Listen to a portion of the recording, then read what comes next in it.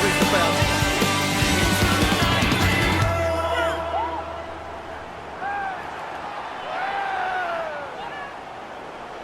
Hello again guys, welcome back to the channel. My name's Lad for Set Play Gaming. This is a FIFA 23 Stevenage career mode. It's the road to glory with Aidy Boothroyd, and this is episode 59 of season 2. This is the last episode of season 2. We jump into today's episode, and bad news, Alex Gilby suffered a broken toe. That was in the last episode we played against Peterborough United, and he's going to be out now for 3 months. Hopefully we'll be back before the start of next season because he is one of our major players in the team. We're going to jump into the calendar. We've got one match of April against Stockport. We'll save the league table until after he finishes his 2 matches in May, which is against Oxford at home and Bolton at home. So we're going to get all 3 matches done. Then we'll take a look at the league table, which is the final league table, and the top scorers. And that will see us at the end of the episode. I hope you guys enjoy it. I've put together. Now let's see how we get on. Alright, so game 1 as we finish April fixtures. And we are taking on Stockport County. We are at Edgeley Park. And not really a game that we have to win. We are mid-table comfortably. Stockport, I think, have now secured their place in League 1, as you can see. Relegation pretty much already sorted, so this is a nothing game. But we still want to pick up points and try and finish as high as possible. In the opening few minutes, Akil Wright with a low shot. Good save by Cartwright. And I figured, you know, with these few games winding down to the end of the season, Cartwright should get a few more games. And then, just before half-time, a ball through there, and Ricky J. Jones gets in behind Faulkner, but Drysdale does well to recover and get back. Not a lot to show you from the first half, which is why we cut so quickly to half-time. We're into the second half, and you can see Stockport with some chances here. Agumbo tries to clear it right with the interception. It's going to come through. Wooten has been their man of the moment. He's been scoring quite frequently for them. Camps into Wooten, and then Cartwright comes out, makes the slide. He read the danger well and denies Wooten the opening goal. And then they're going to swing this in from the corner. Taylor gets his head to it. Camps back down to Sarcevic. Sarcevic with the cross into the box, headed away. And then just about got it clear. Look at this for a breakaway. Great ball through to Hoskins. And Hoskins, the man on form, should finish this. But Vasquez with the save. A great save by Vasquez. And then we're going to come back a few moments later, just before the hour. The ball's flicked through. Hoskins, how about this for a piece of skill? Round, drops the shoulder, and then spins the defender and puts it through the legs of Vasquez. What a great finish. What a player Sam Hoskins is. You'll see it better here.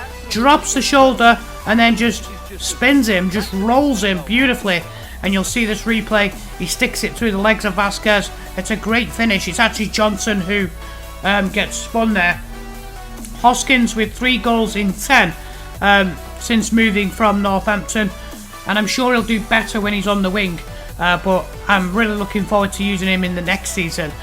And then Stockport get a few chances 20 minutes to go. This time Ricky J. Jones gets in front of Drysdale and he's away at the races. Thankfully, Cartwright comes out and makes the stop, pushing that one over the bar. And Stockport again wanting to try and get the equaliser. They don't want to lose this game. Rydell from the left side. He's going to cut this in. Great cross to the back post. Flicked on. And then Sarcevic with the near post header. Great save by Cartwright to deny him.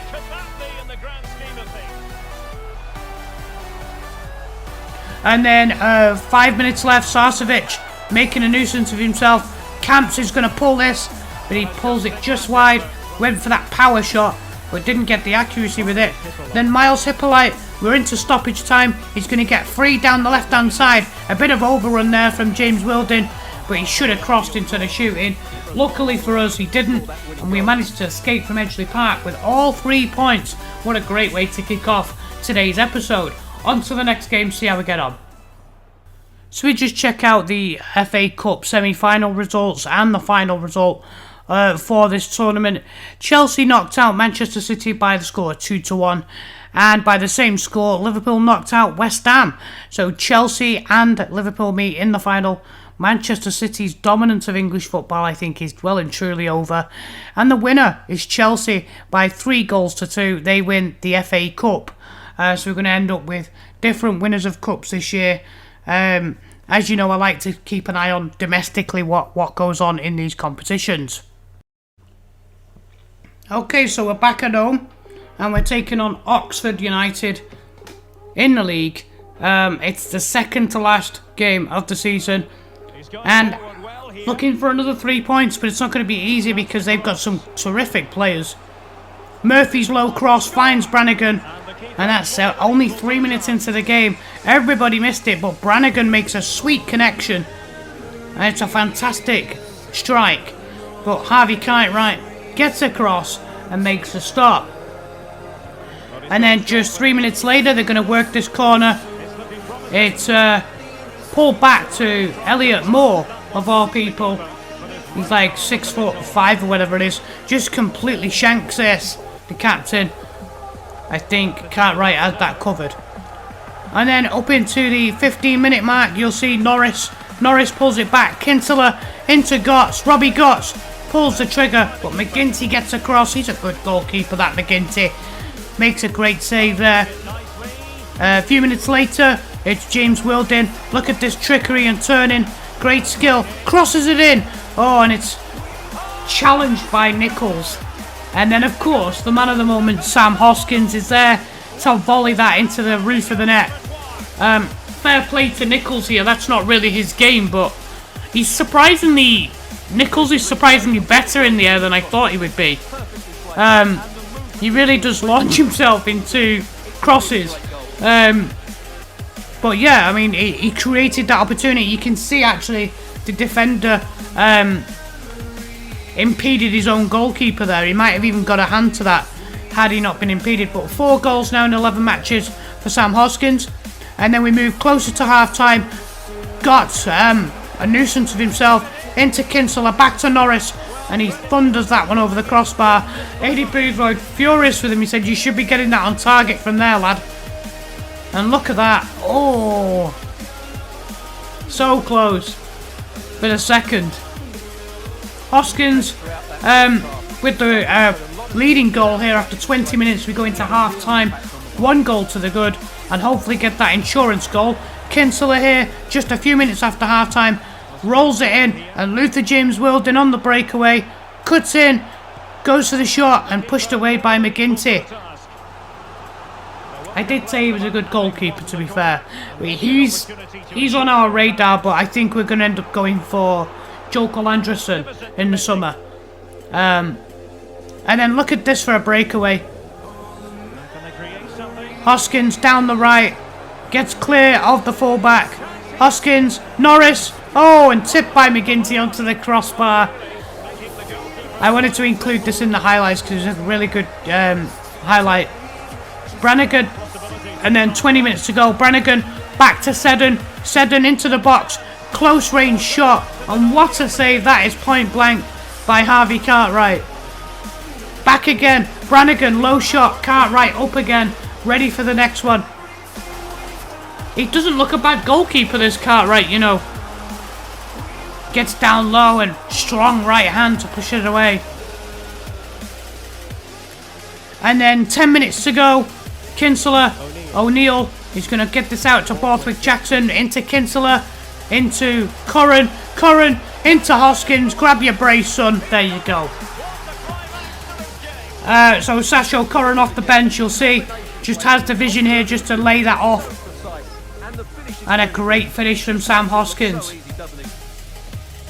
Aidy Boothroyd says, finally we get the second goal. We had to wait. We had to be patient today. Oxford, like I said, are a good side. And then into stoppage time. They're going to get a clear-cut chance and hit the crossbar from close range. We got lucky there. Drysdale heads it away. We do well, and we managed to keep a clean sheet at home to help with the objective and get another 3 points. What a finish to the season this has been. On to the final game against Bolton Wanderers. Alright, so the final game of the season, and we are staying at home, but we're entertaining Bolton Wanderers, who themselves are pushing in that playoff spot. So a very, very good side. The opening few minutes, you see Windass with a low shot, trying to test Chapman. But he couldn't get the shot on target. Not enough of his foot wrapped round the ball. And he would be the danger man, Windass. We've got to watch him. He's a very good player. And of course, top scorer Dean Charles breaks through there after just 9 minutes. He's actually the top scorer in the league with 24 goals. Just couldn't keep his shot down. You'll see, feel like maybe everything's Bolton, and that's because, like I said, they're a very good side. Morley gets his shot intercepted, wins the ball back. Out comes Chapman, but then it's slammed home. It's a really poor goal to concede. Windass doubles the chance up, but after the initial interception, you'll see here, he just basically dwelled on it, didn't clear, and then as Chapman races out and makes that interception, obviously takes the man out, but then Windass is there just to say thank you very much. That's an easy goal for me. And then if that wasn't bad enough, wait till you see this. 28 minutes. Boom. How about that? That's probably the best goal I've ever seen scored against me on FIFA 23. I've seen some goals I've seen scored, but usually the computer scores like really sweaty goals. That is just outrageous. Absolutely outrageous.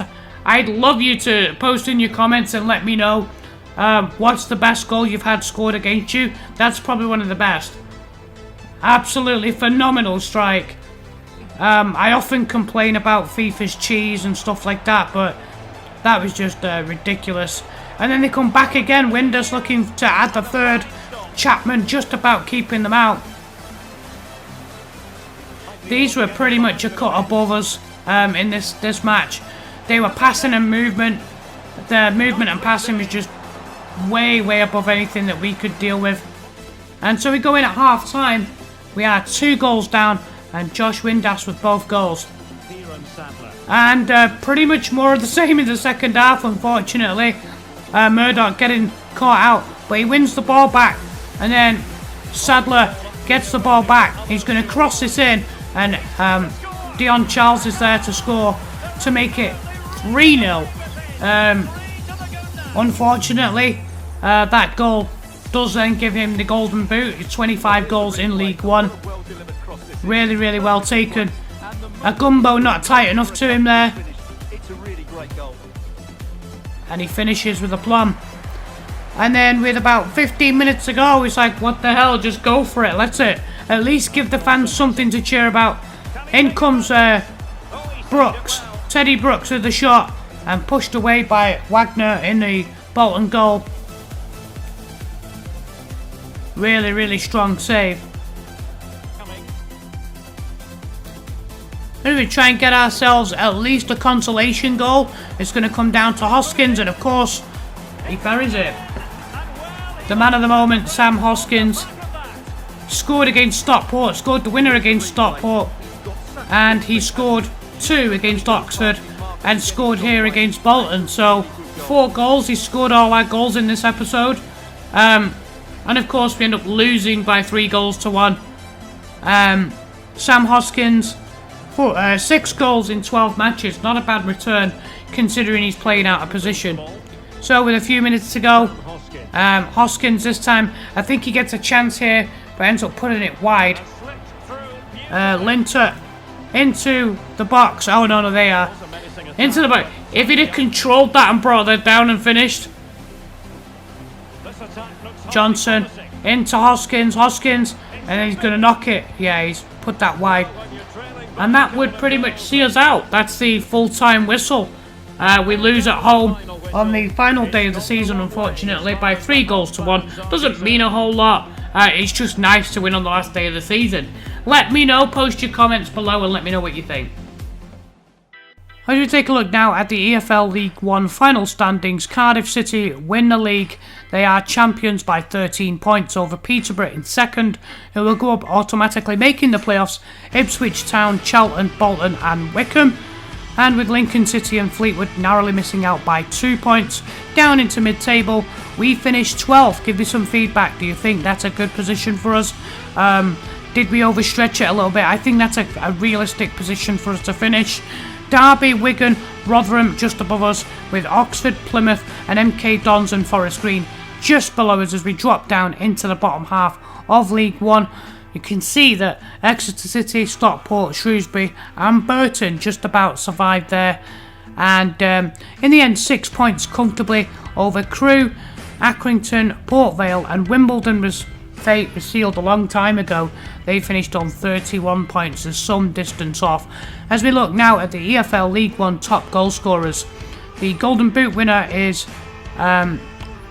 Dion Charles for Bolton Wanderers with 25, Danny Mandrew with 21, Marcus Harness for Ipswich with 20, and then you've got Callum Robinson and Ruben Colwell with 19 each, and then finishing on 16 goals, Jack Marriott for Peterborough, Park Dong-jin for Oxford United, and Malik Batmaz, the Turkish striker, for Ipswich. Alright guys, thanks for watching today. If you're enjoying this series and want me to continue doing more, please consider watching more content as well by clicking on the playlist at the end of this video. And why not consider subscribing to support me on the channel. I will see you guys back on the channel on Wednesday. We'll take a deep dive look at the end of season review and the squad report as well before the pre-season begins for season 3. This is our lad for Set Play Gaming. See you guys real soon.